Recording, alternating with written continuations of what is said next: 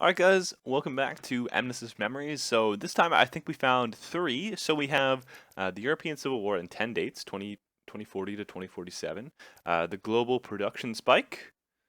Sounds pretty cool. And then I think we also have this AV-70, or AV-78 Home of Jericho. So let's go ahead and start off with this, whoops, sorry, journal, Mnesist Memories. Let's go ahead and start off with um,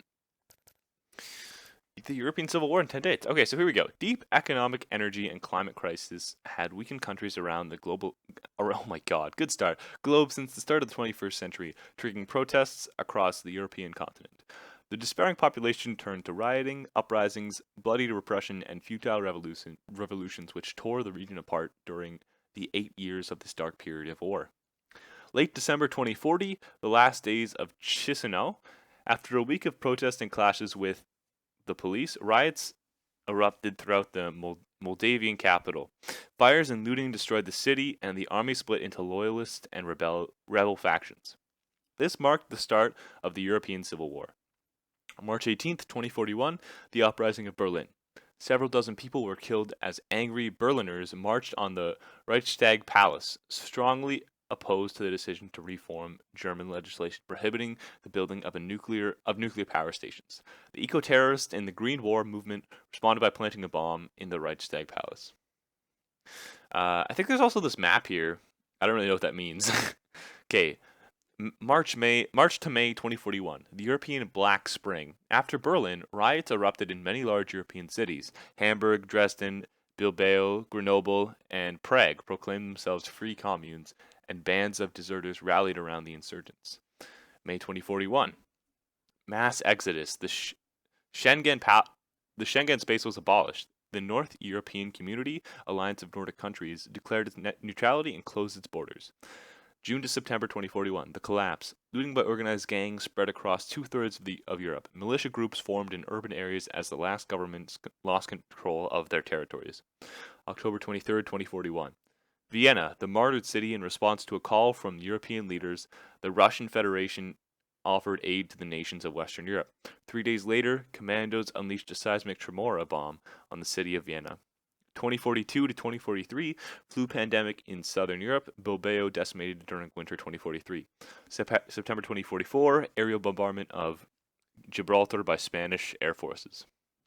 June 2045, Prague razed to the ground. 3 dirty nuclear bombs devastated the capital of the Czech Republic. No one claimed responsibility. September 9th to 12th, 2047, Paris was destroyed with several seismic tremor bombs was destroyed when several seismic tremor bombs exploded under the French capital. Russia fiercely denied ordering the attack, which was considered the last major event of the European Civil War. Wow, brutal. So everything went to hell, essentially. Lots of cities got destroyed. I didn't see anything about Paris in here. But I guess Paris, yeah, I don't know. I don't know any geography. I'm literally the worst at geography. So that's, I don't know. Yeah, that's kind of cool. And then global production spike. So the global crisis had continued to weaken meta-economic structures since the late 20th century and reached breaking point in 2020. Unable to agree to the terms of a controlled decline, the nations of the world suffered the brutal effects of a massive collapse in production. The economic crisis had grown systemic since the late 20th century, and profits from the manufacturing sector had declined since 2014 despite steady reduction in labor costs.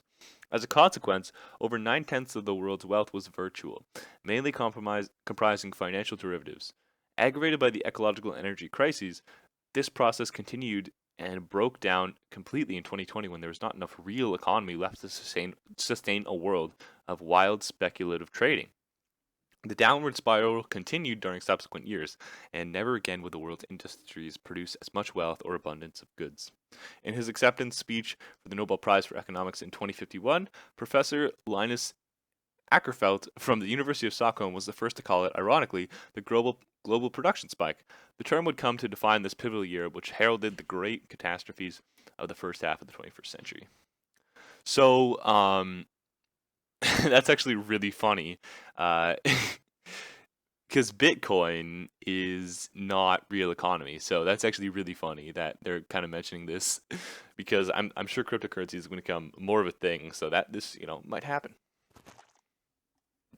which is kind of funny that is predicted by this video game. All right, here we go. AV78 Horn of Jericho. Horn of Jericho. It looks like an M. Okay, I'm sorry. Horn makes much more sense. Oh, this. You know what? This is the I think this is the bot we fought, or the robot that we fought. Okay, the AV78 Horn of Jericho, the flagship technology of Avram Hash Laboratories, is a versatile and extremely robust public security robot routinely used by Saber Force agents for surveillance and law enforcement duties. In situations of serious public disorder, its tactical deployment may extend to riot control and crackdown operations. The AV-78 Horde of Jericho, more commonly known as Zorn, is a multifunctional combat robot that was commissioned for public security and used to neutralize or eliminate hostile targets. As a surveillance device for law and order enforcement, the Zorn is distinguished by its strength, versatility, and high level of autonomy, with an ability to make decisions that makes it a superb bodyguard, sentinel, or bounty hunter. The AV-78 was conceived and created to operate in densely populated urban areas to ensure the safety of both locations and people. Its attack techniques are therefore programmed to minimize the risk of collateral damage and injury to any citizens or passerby within its intervention radius. Its tactical programming is such that it favors one-to-one combat operations, and when deployed, the Zorn's solid armor allows close engagement with the target, allowing it to exploit its size and power to swiftly put any opponent out of action. Enforcers in the Saber Force often use AV-78s for site surveillance. Zorns are also useful in situations of civil unrest, particularly riots, terrorist threats, and major incidents.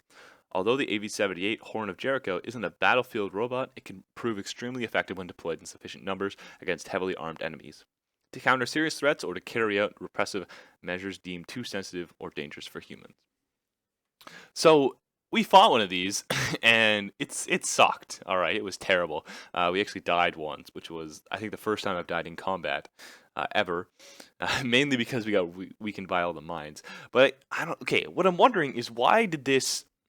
It says that these were always deployed to do stuff, right? Like, why was there just an AV-78 lying around in the middle of nowhere in Slum 404? I'm wondering if there was actually a reason for that. Like, maybe somebody sent it to try and find us, or some other reason. Like, maybe it was just left there since the Civil War, and all of a sudden, like, it woke up and it's like, whoa, memory hunter, or sorry, errorist agent alert, fight, fight, fight. Like, I don't know.